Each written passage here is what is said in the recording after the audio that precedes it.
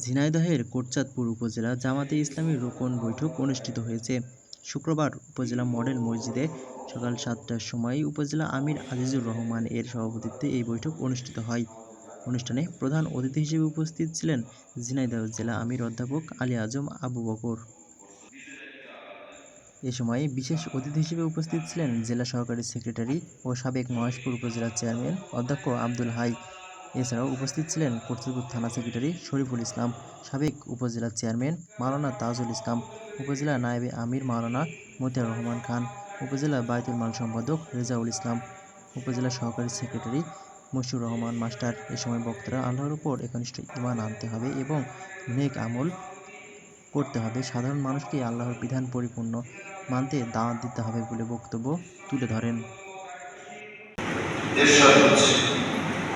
তোমাদের নিয়ে হয়েছে যে তোমরা সেই সমস্ত দুনিয়াও শোষিত, বঞ্চিত, লাঞ্ছিত, নির্যাতিত ভাব করো, সেটা এখন আল্লাহ দিনে পরিণত করে দিয়েছে। যারা ইমান এনেছে এবং সৎ কাজ করেছে তাদের জন্য রহমান জন্মের মনে ভালোবাসা সৃষ্টি করে দেবে।